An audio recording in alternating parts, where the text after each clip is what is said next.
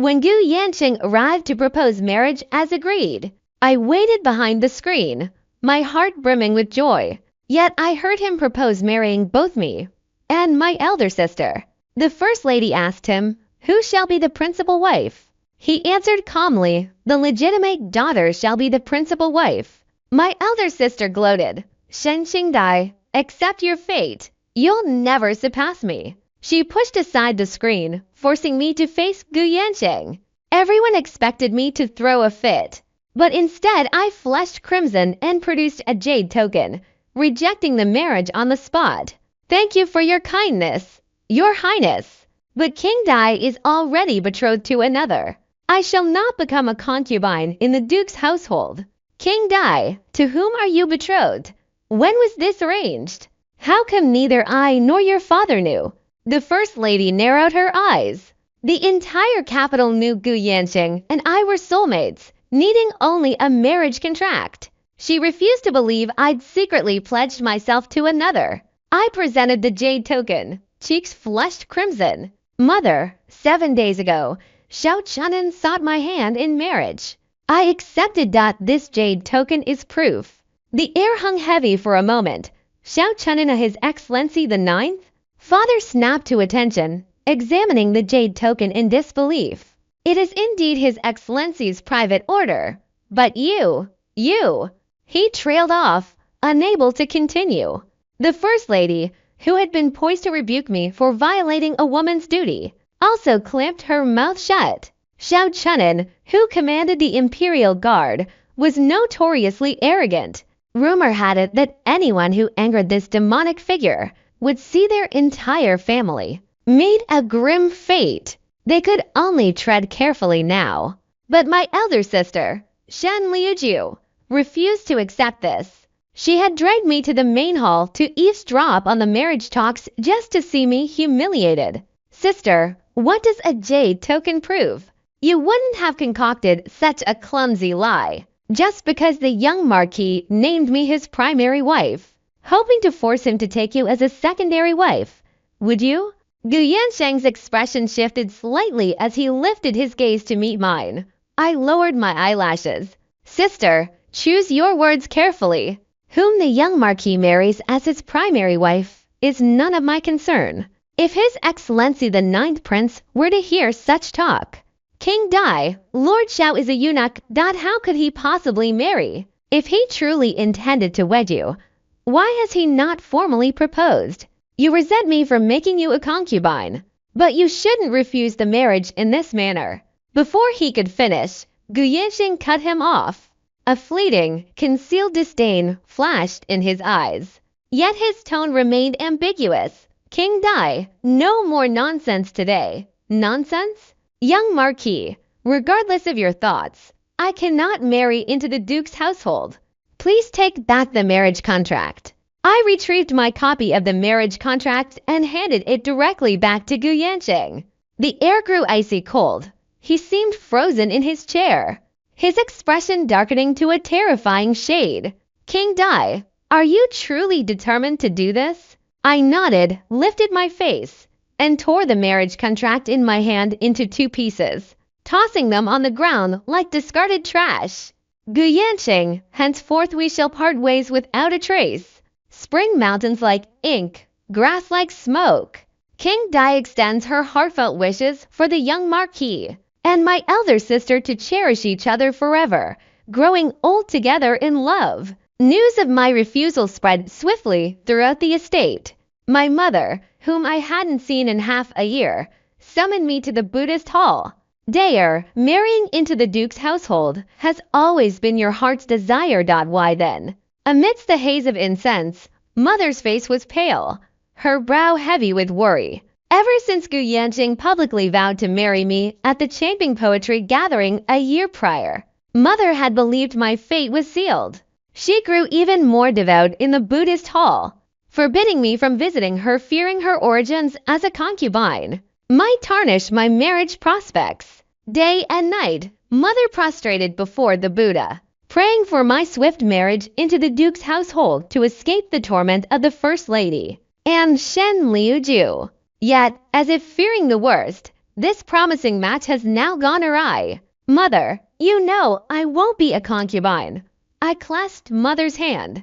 Having lived cautiously within the Shen household for 16 years, I knew all too well the hardships endured by concubines and their daughters. Had mother not voluntarily confined herself to the Buddhist hall to pray for the Shen family, had father not deemed my beauty useful to keep me alive, neither of us would have survived to this day. Therefore, I cannot become a concubine. I cannot subject my own child to such suffering. Since I was 12, I've been planning my marriage. I chose Yansheng not only for his distinguished lineage, but because he promised to take me as his lawful wife. Now that he's broken his word, I will never compromise myself for him. A concubine in the Duke's household remains a concubine. Dear, Yansheng truly cares for you. Being his concubine wouldn't be a hardship. By rejecting this match today, who knows what kind of family the main wife will arrange for you in the future? Mother was deeply worried. As she spoke, her voice grew hoarse with sorrow, and she began to cough violently. I gently patted her back, helping her steady her breath. Mother, love is the most useless thing a man possesses. The man I marry must be the one who benefits me most. Dear, could it be you already have someone in mind? Mother, I wish to marry His Highness the Ninth Prince. The ninth prince. Mother's body trembled. She stared at me blankly, then tears streamed down her face as she murmured, "What a tragedy! I've ruined you.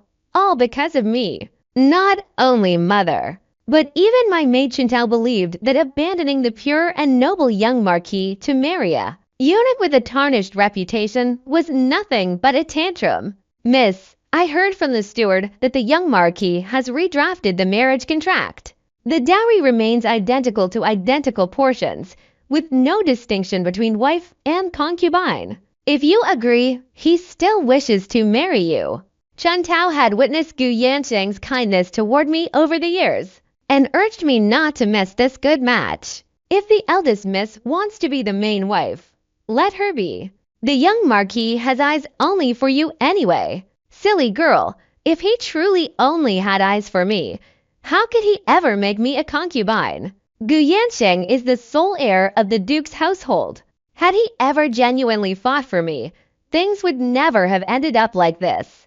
But miss, in a household like the Duke's, it's truly difficult for a daughter of a concubine to become the wife. Chantal tried to plead further, but I tapped her forehead lightly. "You have time to spare, then accompany me to the 7th pavilion to tidy up. Xiao Chenin will be back soon. I cannot let him find any grounds to exploit." "What, miss, you wouldn't actually be considering marrying His Highness the Ninth Prince, would you?" Chantal pursed her lips, unable to resist rubbing the back of her neck. Every time Xiao Chenin came to see me, he knocked her unconscious. In her mind, if Yansheng was a celestial being under the moon, then Xiao Chenin was a cold-blooded demon. "Of course I am." I stroked the jade token Xiao Chenin had given me, recalling his words from 7 days ago, my gaze deepening.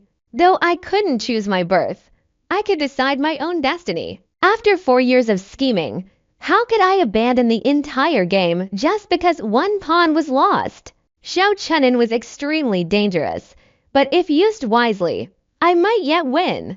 Upon arriving at Kilu, only Uncle Li was sweeping the courtyard. Seeing me, he hurried over. "Miss Qingdai, the young master isn't in his study today." "No matter, I've come to retrieve something." The study at 7 Pavilions was Yansheng's private residence. Only those with his closest personal ties were invited here, and I was the only female guest he had ever invited. Due to my frequent visits, Uncle Li treated me with great respect. He opened the door and led me inside. The faint scent of agarwood stirred memories within me. 2 years ago, during the Lantern Festival, Yansheng found my silk handkerchief.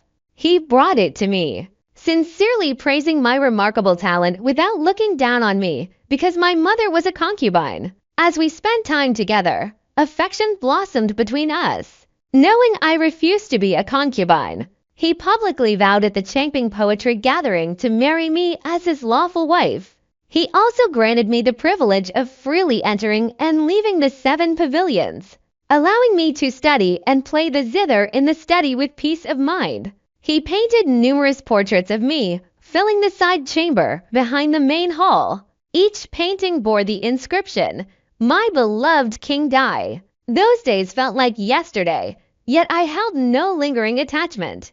With clear-headed resolve, I withdrew, Chuntao, take my zither, my books and poems, and every portrait in the side chamber out to the courtyard. Miss, there are too many paintings for one trip.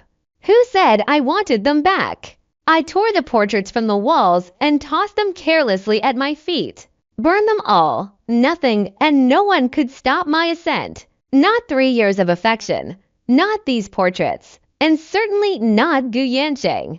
Chuntao carried every portrait out of the side room, leaving not a single one behind. Only sensed something was amiss, but dared not intervene, rushing instead to send word to the Duke's mansion. As I tossed scroll after scroll into the flames, Gu Yansheng arrived. The firelight illuminated his weary face. King Dai, please stop this. I've spoken well of you too, mother, to explain your refusal of the marriage today. Young Marquis, you needn't trouble yourself. I will not marry into the Duke's household. King Dai, Gu Yansheng seized my wrist, halting the burning. Marrying your elder sister is merely a temporary arrangement. If you dislike her, I shall simply neglect her.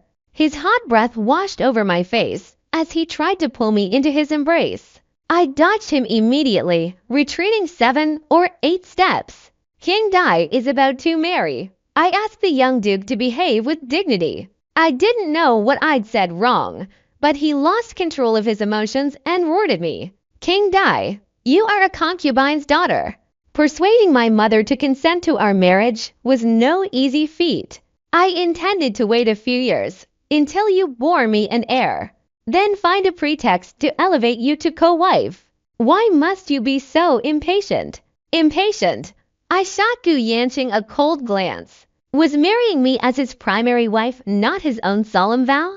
Now it was my impatience. Absolutely ridiculous. Swiftly and decisively, I gathered all the scrolls and tossed them into the raging flames. Still unsatisfied, I threw my own zither and books into the fire as well.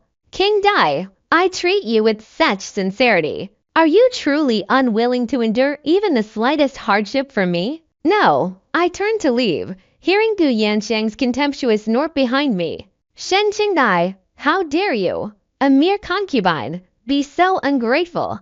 With your stubborn nature and inability to please your husband, you'll never be the main wife.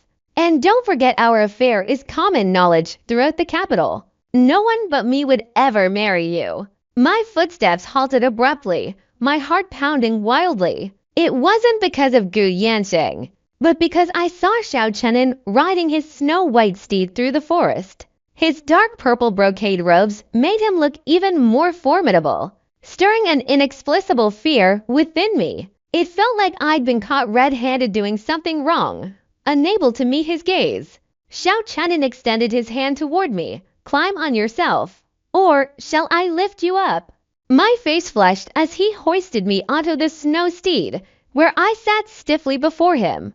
We were already pressed close together, yet Xiao Chenin deliberately switched to holding the reins with both hands, drawing me entirely into his embrace. Your Highness, this isn't quite proper. What?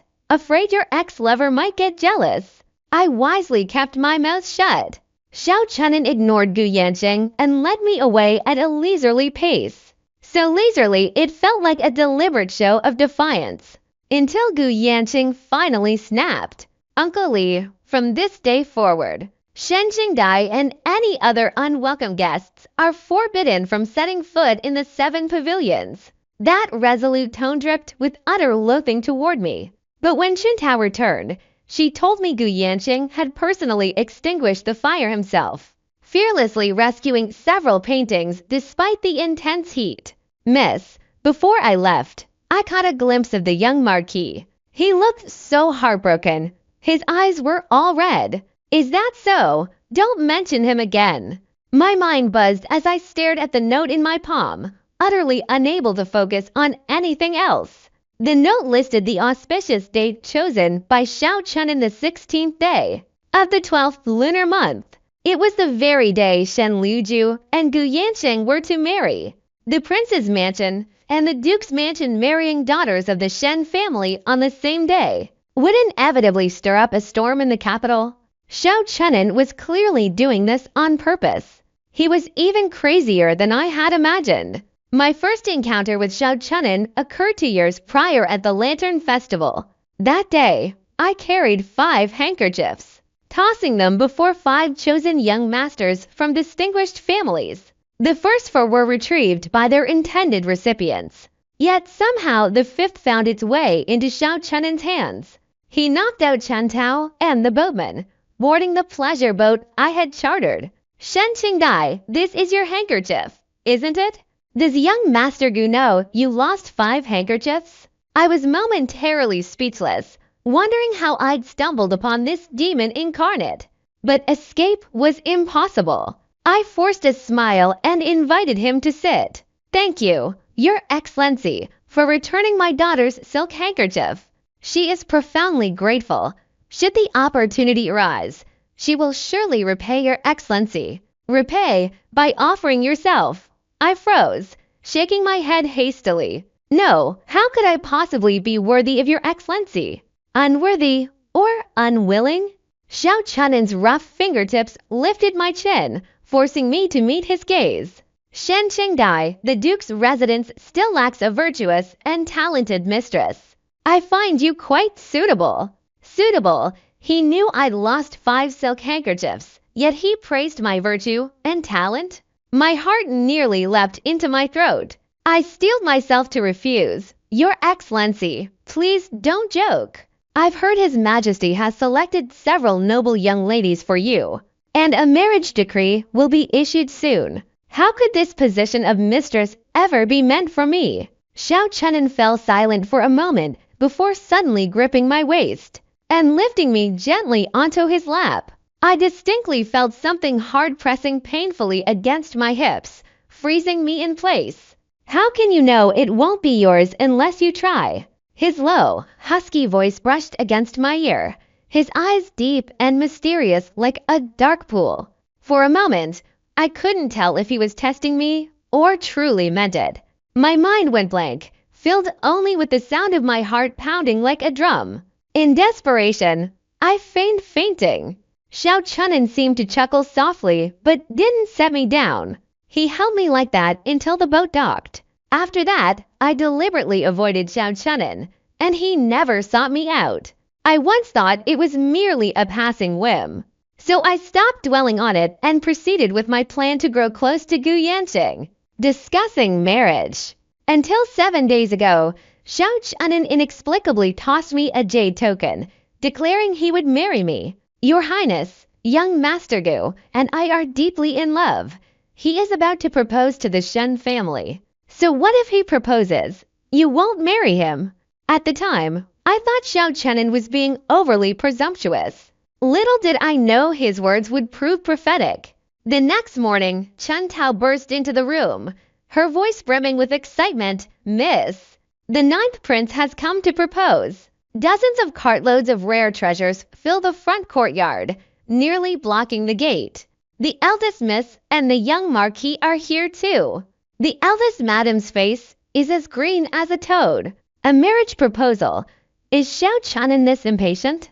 Father hasn't even agreed yet, and he goes and sends the betrothal gifts over directly. Chun Tao, keep watching the front courtyard. Miss, don't you want to go see? This is our chance to finally gain some standing before the First Lady and the eldest daughter. I smiled faintly and shook my head. Father wouldn't refuse this match. Once the marriage was settled, my plan to leave the Shen Manor with my stepmother would be half accomplished. At this critical juncture, gaining standing was utterly irrelevant. The most important thing was to avoid causing any trouble. After Chen Tao left, I rose to find my mother. Entering the Buddhist hall, I saw Gu Yansheng reprimanding her. Second madam, King Dai's foolishness, how could you be so misguided? Xiao Chunin marrying King Dai is merely the crown prince's will. If she truly wed him, it would never end well. Young Marquis, regardless of whose will this marriage is, it is mine to marry him. I shall bear the consequences myself. You need not concern yourself. Yansheng lifted his gaze to meet mine, softening his tone. King Dai, there should be limits to your defiance. Had your father consented to this match today, what would you have done? I would have married him, of course. I turned slightly, my hand sweeping out in a polite but firm gesture of dismissal. Young Marquis, the inner chambers are crowded with ladies today. It would be inappropriate for me to see you out. Stung by my icy composure, Yansheng's face darkened. He lunged forward, seizing my wrist and jerking me toward him. King Dai, stop lying to yourself. You're only marrying Xiao Chunin to spite me. I already promised you that you and Liuju could be co-wives. He hissed, his grip tightening. What more could you possibly want? Tell me, do you truly love the status of a duchess?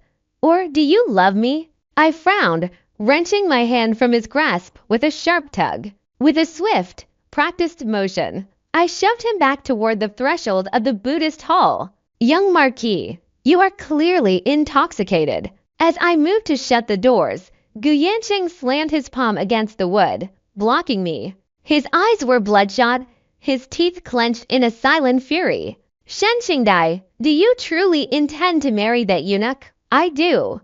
A man with no family ties and no ability to father children had always been my ideal choice. It was only because Xiao Chunin was so notoriously ruthless and calculating that I hadn't dared consider him before. But now that the die was cast, I might as well see the play through to the end. Must you be so stubborn? He pleaded, his voice cracking. Why won't you just yield to me? You know exactly how I feel about. Yansheng, what are you doing here? Before he could finish, Shen Liuju appeared, her maid trailing behind her. She moved quickly, peeling her fiancé's hand away from the door to salvage what remained of his dignity. Shen Qingdai, she said, her voice dripping with faint concern. Since father has already sanctioned your marriage to Xiao Chunin, perhaps you could stop provoking the young marquis? She offered a thin, mocking smile. Oh, and you likely haven't heard father wants us both married on the same day. My dowry is set to exceed 30 loads. How much do you have? It would be a shame to make His Excellency the laughingstock of the capital. She paused, tapping her chin as if just remembering. Oh dear, I forgot your mother was a mere concubine. I doubt she left you enough to afford a single trunk. I remained silent, my expression unreadable. Yansheng, having regained his composure, let go of the door and turned toward his fiancée. Right before my eyes, he took Shen Liuju's hand, his voice suddenly turning as smooth as silk. Liuju, he murmured, I intend to commission the Firefly Phoenix crown from Baoyu Pavilion for you. What do you think? The Firefly Phoenix crown. 12 years ago, when the eldest Princess Xiao Yunzi was wed, the imperial consorts had gathered 208 of the rarest colored gemstones to commission that very crown. It was a legendary piece of peerless treasure that had not been spoken of since. It was dazzling yet refined, radiant as fireflies. Over the following decade, noble ladies from prominent families sought to commission replicas from Baoyu Pavilion, but none could muster over 100 gems at once. If Yansheng truly crafted this Firefly Phoenix crown, both the Duke's residence and Shen Liuju would steal the show on our wedding day. Yansheng, you're so kind to me. Shen Liuju felt overwhelmed by the affection, blushing as she lowered her lashes. I slammed the temple door shut, not out of jealousy, but to stifle my laughter. Those two fools outside were unwittingly caught in Xiao Chunin's scheme. But mother, unaware of the truth, wiped away tears in distress. Qingdai, I'll go beg the old grandmother to prepare some dowry for you. I hurriedly held her back. Mother, someone will arrange my dowry. since Xiao Chenin chose to marry on the same day as Gu Yansheng. He wouldn't let me lose to Shen Liuju. If I lost, it would be a blow to the face of both the Eastern Factory and the Prince of Cheng. I was certain I'd make a killing with my dowry. On the wedding day, Shen Liuju, being the eldest and legitimate daughter, naturally left the house before me. The gossip-loving Chuntao ran back and forth 7 or 8 times, vividly describing Gu Yansheng's grand wedding procession through the door. Miss, the young marquis actually borrowed the Yu Prince's ceremonial escort. The display was even grander than when Grand Tutor Li was laid to rest last time. Miss, the poet sage of the capital composed a verse for the young marquis and the eldest miss, calling them a golden union, a match made in heaven. When the eldest madam heard it, she grinned so wide you could have swallowed a toad hole. Miss, you wouldn't believe it that Firefly Phoenix crown on the eldest miss's head was so breathtakingly beautiful. Every woman present was green with envy. I blinked. Had Gu Yansheng truly crafted that Firefly Phoenix crown? No wonder Xiao Chenin insisted I wear it. For my wedding procession, no other headpiece could truly outshine Shen Liuju. Chuntao, the hour is nearly upon us. Come inside at once. Chuntao, who had just turned to take another peek, halted mid-step. She gently pushed open the door and froze instantly upon seeing me standing in the center of the room. Miss, you ow, her lips trembled, yet no coherent words emerged. She seemed on the verge of a shrill scream, but luckily, Mother pulled her inside and swiftly shut the door. Yet Chuntao remained transfixed, her eyes fixed on me. She stared at the wedding gown, then at the phoenix crown, her eyes welling up. Miss, you are truly beautiful. When Xiao Chenin came to fetch me, Gu Yansheng and Shen Liuju had not yet departed. The 8 literary masters of the capital were devising new ways to praise the couple's love. I knew they were waiting to see me make a fool of myself, deliberately lingering at the door. But alas, today's clowns were themselves. When I stepped out of the Shen residence wearing the wedding gown altered from the eldest princess's wedding attire, my head adorned with the genuine Firefly Phoenix crown, the breeze seemed to freeze for a moment. Then came a cacophony of praise, gasps, shrieks, and doubts. I had captured everyone's gaze, including Gu Yansheng's and Shen Liuju's. Though my face was hidden by the round fan, I could imagine their utter shock. Truthfully, when I first laid eyes on this peerless phoenix crown and wedding robe, I too had been speechless with awe. Princess Xiao Yanzi harbored deep resentment toward the Eastern Factory. Years ago, she had quelled the rebellion of the 3 princes and helped the current emperor ascend the throne. Yet the Eastern Factory, having achieved its goal, turned on her, arresting the imperial son-in-law on the pretext of indiscriminate killings among court officials. After the prince consort was imprisoned, the princess, to save his life, had no choice but to relinquish her power. From then on, she withdrew from court affairs, appearing only at the Changping Poetry Gathering to discuss matters of love and poetry. Now, with the prince consort still imprisoned in the Eastern Factory, how could I dare to wear the princess's phoenix crown and wedding robes? Your Excellency is too kind, but these items are far too precious.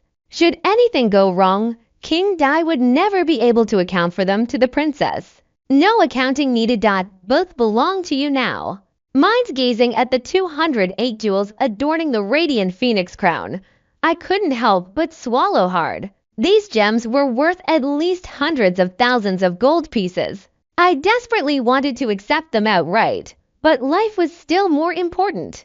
Xiao Chenin, I admire your audacity in snatching the princess's phoenix crown and wedding robes, but I'm too timid to wear them. What if the princess gave them to you? Gave them to me? You've imprisoned the prince consort for years. The princess sparing the Eastern Factory is already lenient. Now you want her to humiliate the duke's household. You must be joking. In my panic, my tone turned sharp. Xiao Chenin showed no anger. He unfolded the wedding gown and draped it over me, seeming quite pleased with the altered fit. Shen Qingdai, if you refuse to wear this, the princess consort will truly hold you accountable. I didn't grasp the meaning of those words then. Not until today, when the first lady stopped me and publicly demanded, King Dai, how did you come to possess this phoenix crown? It clearly belongs to the princess.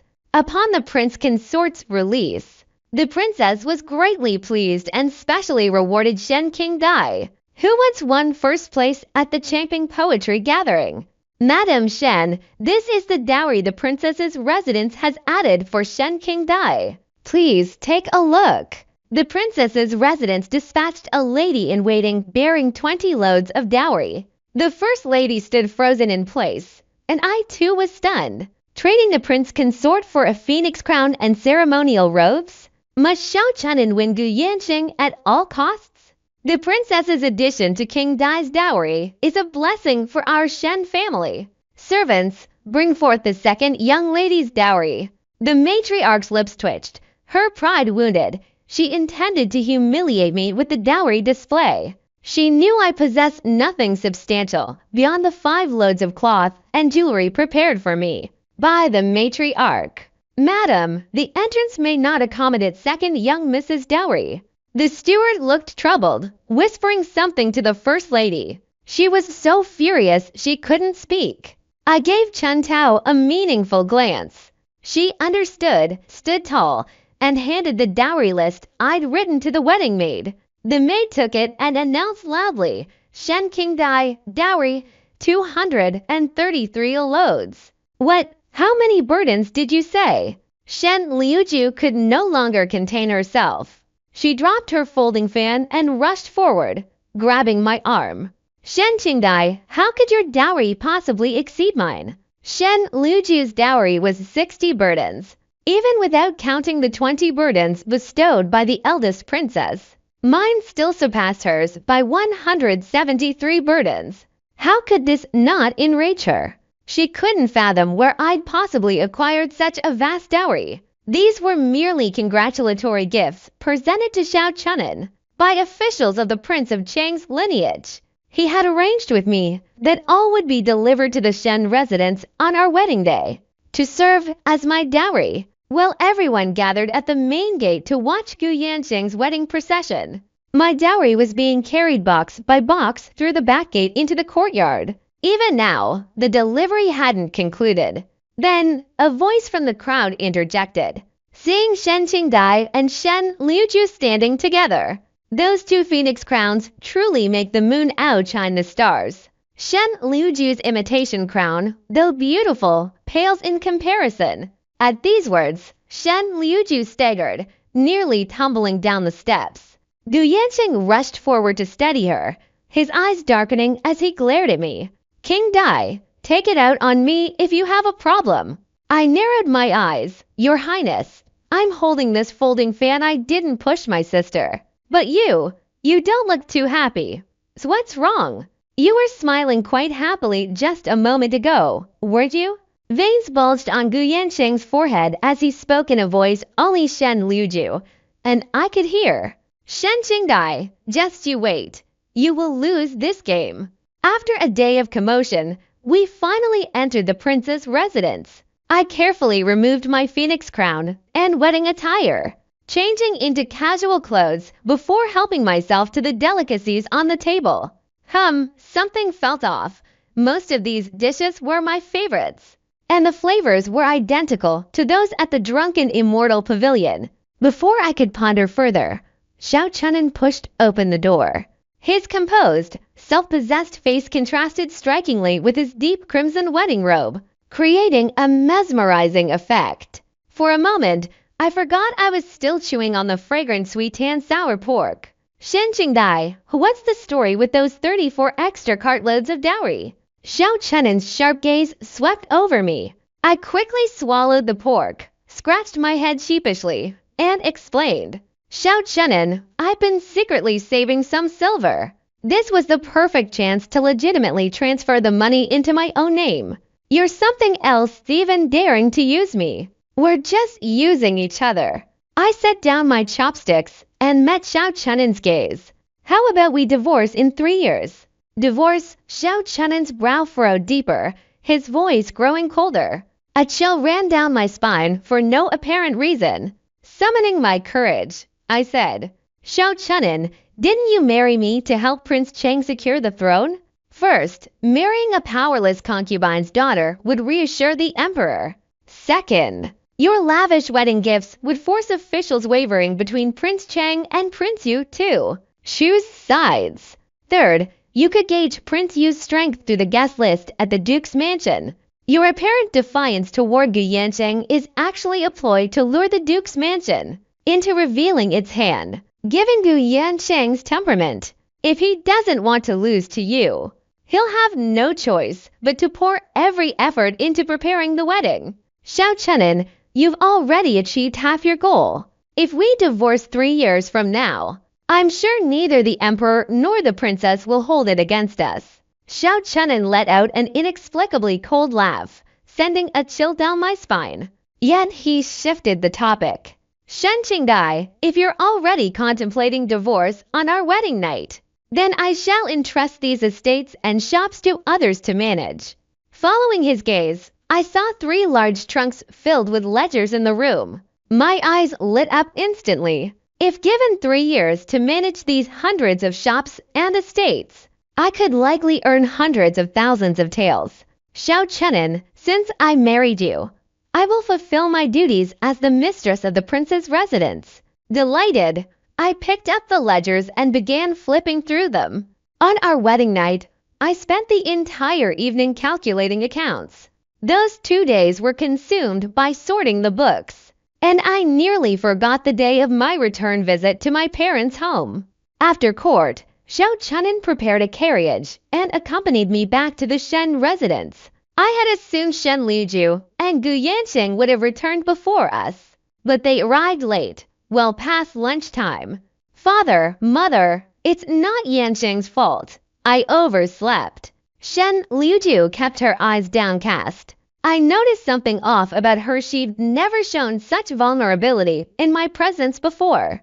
Unfortunately, neither father nor the first lady noticed.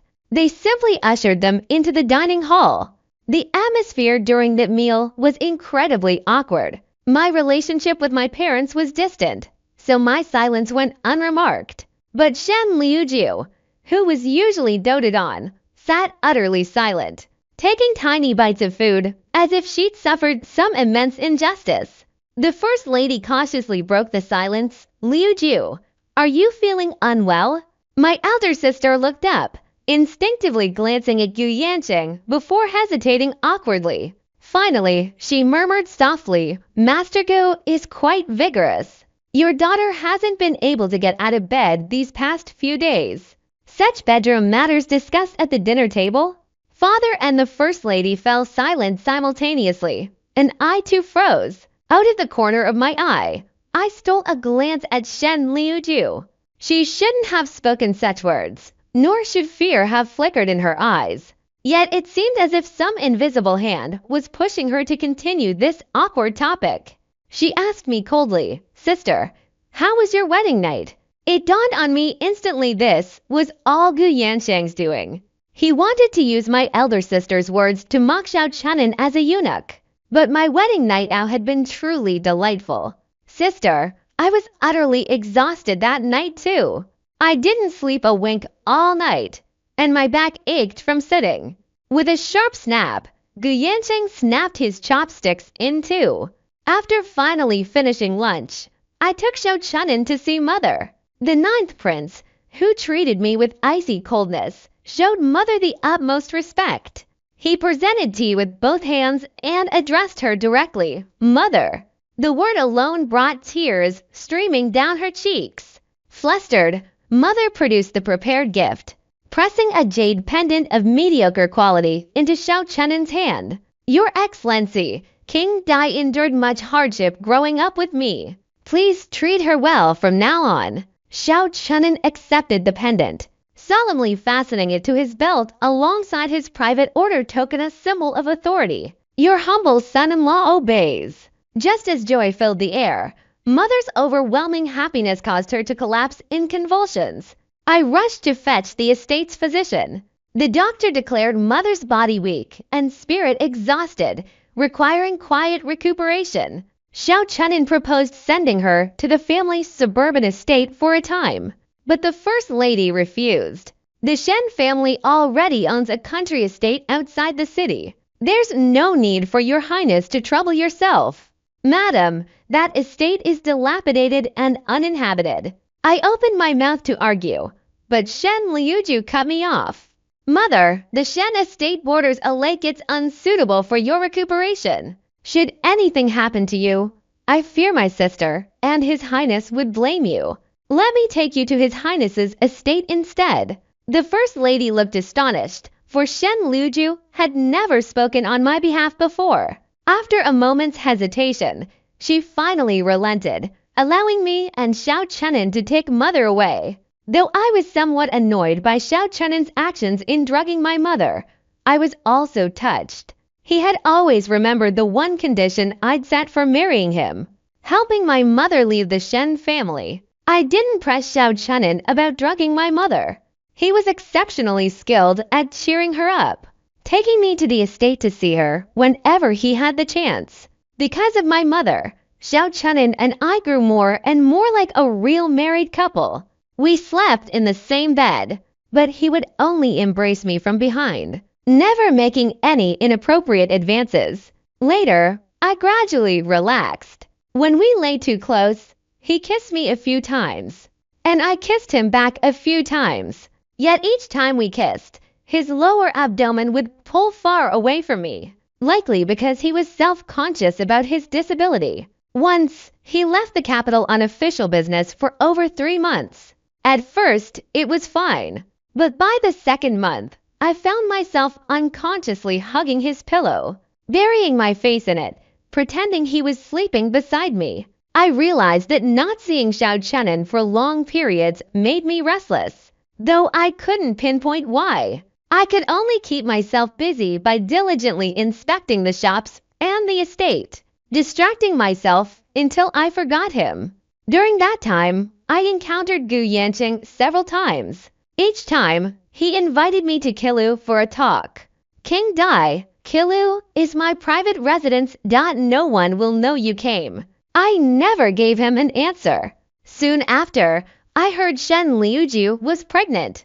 I thought Gu Yansheng would finally back off. Instead, he kidnapped my mother and threatened me to accompany him to the Chaping poetry gathering. King Dai, I've never forgotten my vow to marry you. At the Chaping gathering, I'll make everyone see that we are the perfect match. So he was the one who drugged my mother. On the first day of the poetry gathering, the eldest princess set the theme. Participants could respond through music, chess, calligraphy, painting, dance, song, or poetry. The most fitting entry would win. That year, I won first place with the dance, causing Gu Yansheng to impulsively swear before everyone that he would marry me as his primary wife. This time, the princess wrote the character Fate. Gu Yansheng was overjoyed and rose first. Princess, King Dai and I wish to answer with butterfly loves flower. You and Shen King Dai. The princess's gaze burned like fire. After glancing at me, her eyes lingered meaningfully on Shen Liuju. Your Highness, Liuju is with child and cannot dance. Thus, this humble servant invited King Dai to partner with me. 3 years ago, King Dai and I were also destined to be together. Gu Yansheng spoke with such bluntness, utterly oblivious to Shen Liuju, who was so distressed she nearly bit through her lip. King Dai, would you dance with me? Gu Yansheng approached me with his jade flute. Remembering his demand that I must win the championship with him to free my mother, I had no choice but to accept his invitation publicly. Yet I did not follow him to the center of the hall. Instead, I walked toward Shen Liuju. Sister, it's been so long since I heard your kin. Would you help me and my brother-in-law win today? Shen Liuju swayed slightly, her eyes widening in surprise before misting over. When my sister asks, I will give my all. King Dai, butterfly loves flower, does not suit the kin's melody. Gu Yansheng lowered his gaze, his tone sharp with warning. If you wish to win, do not overcomplicate things. Who says butterfly loves flower doesn't suit kin music? No sooner had he spoken than a woman in pink entered the arena. Wang Yujin, the youngest daughter of General Wang, held an exquisite soft sword and bowed to me. Sister King Dai, I offer the Mingsu sword to accompany your dance with Sister Liuju. Shen Liuju rose slowly, nodding and smiling at her. Gu Yansheng's face turned ashen with fury, yet he could do nothing about it.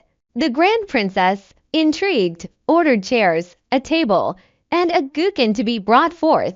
Unsurprisingly, the piece Butterfly Loves Flower claimed first place that day. The princess rewarded Gu Yansheng with a flask of that year's Ruomai wine. After just 2 sips, he was drunk, his voice hoarse as he bellowed at Shen Liuju. What exactly am I lacking compared to that eunuch? Shen Liuju shot me an apologetic glance before hurriedly leading him away. Worried about my mother, I hurried back to the prince's residence and produced Xiao Chenen's private order. Everyone, go find out where my mother is. I knew Gu Yansheng's outburst at the poetry gathering would soon spread throughout the capital. I had to find my mother before Xiao Chenen returned to the city. Fortunately, Gu Yansheng hadn't taken things too far. He'd merely invited mother to watch 2 plays. After retrieving mother, I immediately issued a gag order. But those stubborn Jinue still blabbed the entire story to Xiao Chenen. Xiao Chenen first led men to surround the duke's residence, then immediately besieged the princess's mansion. Perhaps he believed the eldest princess had instructed Gu Yansheng to openly torment me. This uproar had the entire capital whispering that His Highness doted on me to the heavens, even at the cost of making enemies. Yet I was deeply troubled. After all, his enemy this time was none other than the former Grand Princess, once the most powerful figure in the court. Now that the prince consort was safe, the Grand Princess faced no restraints. If she allied with the Duke's residence as she had in the past to prop up Prince Yu, the first to suffer when the prince fell from grace would be the Eastern Factory, and Xiao Chenen himself. Shen Qingdai, are you concerned about me? Xiao Chenen lifted me onto his lap, burying his weary face in the crook of my neck. His nose gently brushed against my skin, mimicking the way I nuzzled his pillow. My arms instinctively wrapped around his waist as I replied, my voice tinged with guilt. I'm afraid all the silver I worked so hard to earn will vanish. Xiao Chenen remained silent, his quietness unsettling me deeply. Yet for months afterward, the prince's residence remained untroubled, while the duke's mansion faced disaster. Gu Yansheng's 5th concubine shoved Shen Liuju. Her child was lost. Shen Liuju was brought back to the Shen household, refusing food and drink until she wasted away. The old matriarch sent word for me to go and comfort her. Before going, I thought I wouldn't feel sympathy for Shen Liuju. But when I actually saw her face, drained of color and vitality, my heart ached nonetheless. When a woman marries the wrong man, it's not just her heart that suffers, her body does too. King Dai, I was wrong. I shouldn't have agreed to this marriage. I've envied you since childhood, envied how even the servants treated you kindly, envied how you learned everything faster than me without a wet nurse, how you excelled at everything I did. I envied father always praising you, yet I could never surpass you. Then you won first place at the Champing Poetry Gathering, and Gu Yansheng swore to marry you. My jealousy drove me mad. So when mother asked if I wanted to marry Gu Yansheng, I foolishly agreed. I thought I'd be the main wife, and you the concubine. I'd finally beaten you once. I was sure you'd envy me as much as I'd envied you. But I never imagined. Gu Yansheng isn't human at all. He's a beast, a devil. He killed my child. As she spoke, Shen Liuju's body shook violently, her face drenched in tears. I sat beside the bed, supporting her. I didn't need to ask what she'd endured at the Duke's mansion. It seemed I already understood everything. But she misunderstood one thing. Shen Liuju, I never once intended to compete with you. I treated the servants kindly because my mother and I struggled to survive in the mansion. I mastered music, chess, calligraphy, and painting to perfection because I wanted father to see my worth. I was different from you. If a concubine's daughter proved useless, my mother and I would have no choice but death. Shen Liuju, I once thought you'd never know what it felt like to be unable to go on living. I never imagined you'd suffer such a fate. I understand you want to die now, but death is easy. Living is the true hardship. If you can survive, then we can settle our rivalry. Shen Liuju stared at me blankly, murmuring, King Dai, the princess, and Gu Yansheng are preparing to take down Xiao Chunin. It might happen during the autumn hunt. The autumn hunt, less than a month left. My heart pounded wildly. I thanked Shen Liuju and rose to leave. Just before the door, she called after me. King Dai, what Gu Yansheng craves most is seeing you bow to him. Every time he gets drunk, he swears he'll make you lose. You can't lose. You must send that scum to hell. As the autumn hunt drew nearer, every minor stir in the capital made me feel like I was sitting on pins and needles. I began to openly show my concern for Xiao Chunin, pouting and pleading with him to resign his post and accompany me to Jiangnan. After our divorce, my original plan had been to take my mother to Jiangnan to live out her days in peace. Now, I no longer minded bringing Xiao Chunin along, but Xiao Chunin merely ruffled my hair and said he couldn't leave now. With no other choice, I resolved to protect him from Gu Yansheng by any means necessary. What I never anticipated was that Gu Yansheng had set his sights on me. He abducted me to Wangxian's 30 li from the capital, a stronghold teeming with notorious bandits and robbers. I couldn't fathom how the gentle young marquis I first met could become this devil, now consorting with bandits. He pinched my chin, forcing my face up. King Dai, if Xiao Chunin doesn't come tonight, your body is mine. If he does come, you'll still be mine. His smile was wicked, radiating absolute confidence. I knew Xiao Chunin couldn't come. Most of the imperial guards were investigating cases across the land, and those left in the capital had all gone on the autumn hunt. If he did come, it would be at least desertion of duty, and at worst, he'd meet his end at Huangxian's eye. But I was wrong again. Xiao Chunin chose an even worse, last-ditch strategy. Not only did he take the Jin Yue from the hunting grounds, but he also brought 300 imperial guards stationed at the palace in the capital. In just half a day, they wiped out Huangxian's eye. Gu Yansheng had received advance word and left long before. The look in his eyes as he departed left me uneasy. That look seemed to say, you've lost. This time, Xiao Chunin is finished. An authorized troop deployment was tantamount to treason. On the second day after returning to the capital, both Prince Cheng and Xiao Chunin were imprisoned. Miss, your husband left you a divorce decree and a pass to leave the city. Clutching that exit pass, I instructed my most trusted confidant in the capital to swiftly transfer my dowry and all assets of the prince's residence to Jiangnan. Miss, you're so wise. With him gone, we'll just take the money and run. Chuntao bustled about packing valuables.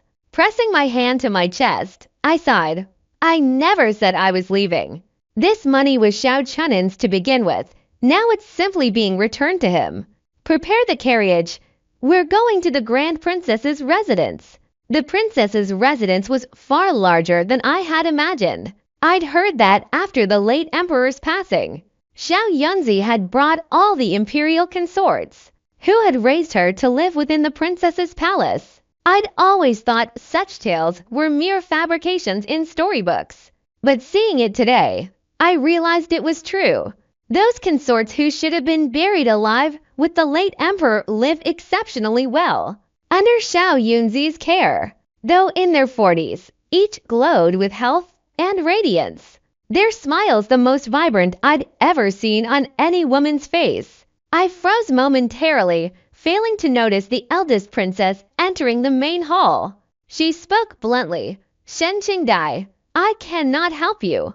Prince Yu and Gu Yansheng have already confirmed Xiao Chenen's treason. For now, you should focus on protecting yourself. Yet, narrowing her eyes, she pressed. Why come to me? Wouldn't it be quicker to appeal directly to Gu Yansheng? A man's fury for a beauty Xiao Chenen's misfortune was entirely your doing.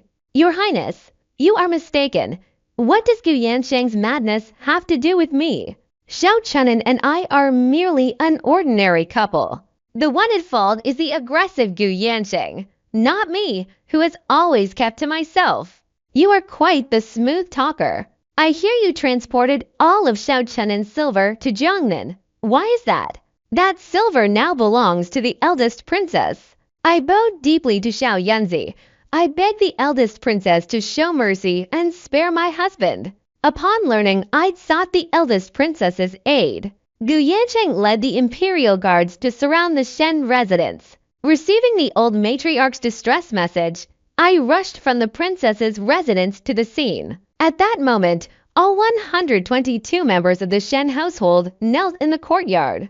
Gu Yansheng, who had just taken control of the eastern factory, stood in his black and gold flying fish robe like a looming demon god, casually holding everyone's fate in his hands. Shen Liuju shielded the old matriarch, the first lady, father, and several younger brothers behind her, denouncing Gu Yansheng for abusing his power and perverting justice. With the family facing ruin, even Shen Liuju had taken on the bearing of an elder sister. Yet she could not stop Gu Yansheng. Gu Yansheng, what exactly will it take for you to stop? Gu Yansheng lifted his eyelids.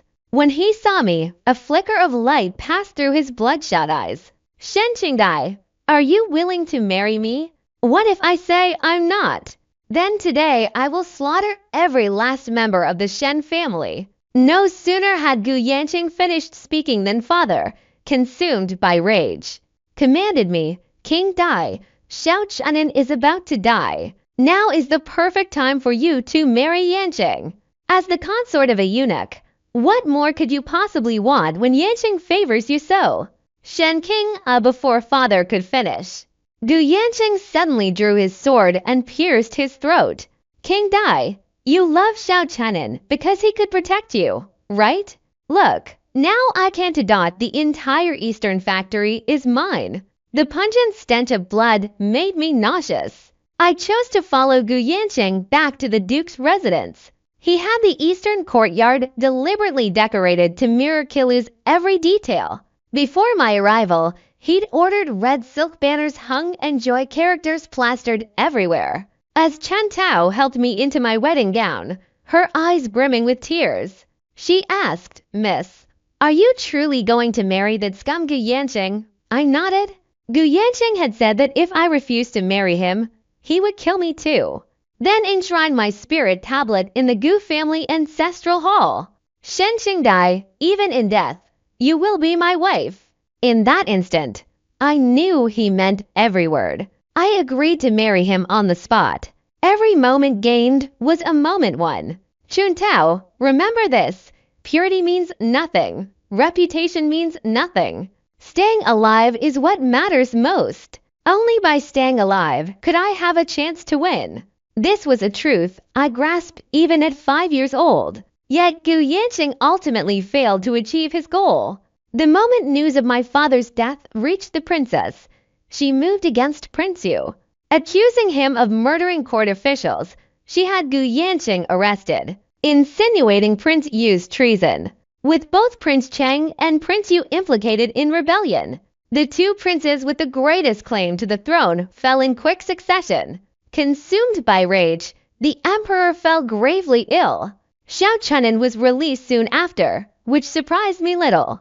After visiting the princess's residence, I realized Xiao Chenen's true master was the princess. As for the former imperial consorts residing in the princess's mansion, some were mapping frontier territories, others studying rice cultivation, while one deftly manipulated an abacus. Her focused expression suggested she was the foremost shopkeeper in the realm.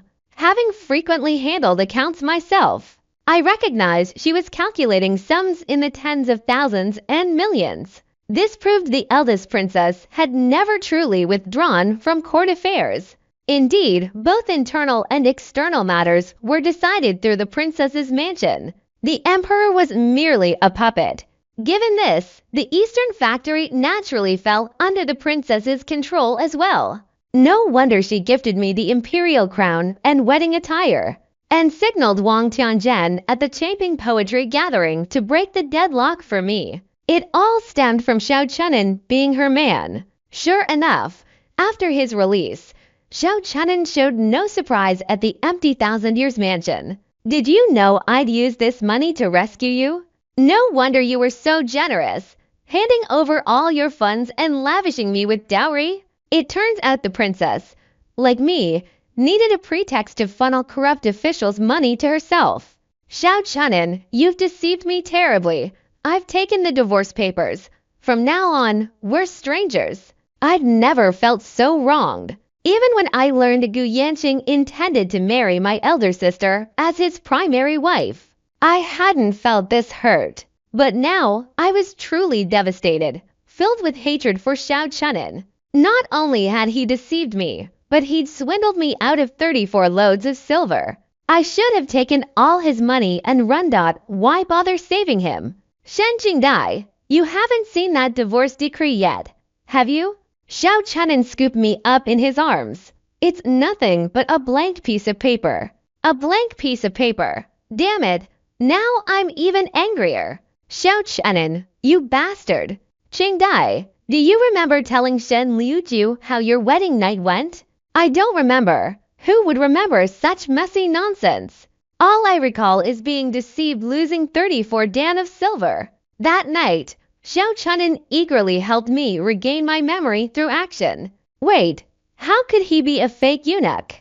After the court situation stabilized, Xiao Chunan took me to see the princess. She dismissed Xiao Chunan, leaving me alone in the hall.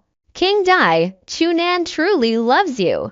The princess saw my inner turmoil and told me a long story. Xiao Chunan was a child she rescued from the Eastern Factory. She raised him like a younger brother from infancy. She elevated him to the position of the 9,000 years. And he never disappointed her, cool-headed and exceptionally capable. Yet this very same cold-hearted chief of the Eastern Factory had secretly protected me for 6 years. At 12, when I decided to choose my own husband, I often brought pastries and snacks to share with the little beggars, asking them to keep an eye on the families I favored. Among them was a young beggar named Ergu, secretly trained by Xiao Chunan as an informant. While eating the hibiscus cakes I'd made myself, he confronted Xiao Chunan. Boss, that young lady is smarter than you. These treats aren't expensive, but we all like them. If this keeps up, I'll start working for her too. Xiao Chunan refused to accept defeat and followed me for several months. He witnessed me risking my life to save Chun Tao from drowning, saw me stay up all night catching mice for Uncle Li in the kitchen just to earn a single coin, and observed me stealing the Shen family's antique to sell it, then replacing it with a fake. Just in case, I even had my younger brothers smash that vase. Chunan was sold into the Eastern Factory by his parents at age 5. Seeing how hard you struggled at the Shen household, yet never complaining, always finding ways to escape hardship, he often couldn't resist helping you. He bought the embroidered shoe pads you made. Though they didn't fit, he wore them every day. All these years, he's lived through bloodshed and turmoil. But you're like a ray of light in his heart. The look on his face whenever he speaks of you reminds me of the prince consort. That's the expression only genuine affection can bring. Remember 4 years ago, during the Lantern Festival, you deliberately lost the 5-direction brocade handkerchief to set yourself up. Chunan, consumed by jealousy, hijacked your boat. That very night, he told me he wanted to marry you. Originally, Chunan and you should have had a pure wedding. It was I who exploited you. King Dai, I hope you can forgive me. The princess explained that 10 years prior, she had the chance to become empress, only to face fierce opposition from aristocratic families and high ministers. They claimed women couldn't rule, utterly ridiculous. This world burdens women with too many shackles, yet cares nothing for our survival. I had no choice but to climb upward at all costs. The princess looked at me. King Dai, you understand only by standing at the pinnacle can one alter destiny. Over a decade, the princess purged the imperial court of its old guard. The Gu and Shen families marked both an end and a beginning. By the way, your dowry was sent to the frontier as military funds for the prince consort. Had Chunan not demanded it back today, I wouldn't have known 34 loads of silver belonged to you. King Dai, I've ordered the silver returned to the prince's residence. Will you join Chunan in helping me shatter old customs and establish a new dynasty? 6 years later, my daughter with Xiao Chunan turned 5. One day, this little troublemaker tore up her book, stood on the desk with hands on hips, and demanded of my mother, Grandma. My dad is the 9,000 years, my aunt is the eldest princess, and my mom is the wealthiest in the capital. Why do I still have to study? My mother couldn't give a proper answer and suggested waiting until the child was older to teach her reading and writing. The very next day, I dropped my daughter off at the princess's residence. Xiao Chunan looked furious. King Dai, and Ning is only 5. What could she possibly understand? Understand? At 5, you already knew tree roots tasted worse than bark. At 5, I already knew I had to fight with every ounce of strength just to survive with my mother. Xiao Chunan, what do you think she should understand? The Grand Princess's vision is a long and arduous journey. What if our generation fails to complete it? From the day she was born, Anning was destined to strive harder than others. You know well that every woman in this world must work tirelessly to stand her ground with dignity. Xiao Chunan dropped the act, cheerfully ordering Chuntao to move his bedding back to the east courtyard. My wife is right. G is far too lazy. She should live at the princess's residence for 3 or 5 years. He'd been itching to move back and sleep with me all along. I shot him a dagger-eyed glare, yet my heart felt sweet. This game of chess in the end, I won. The end.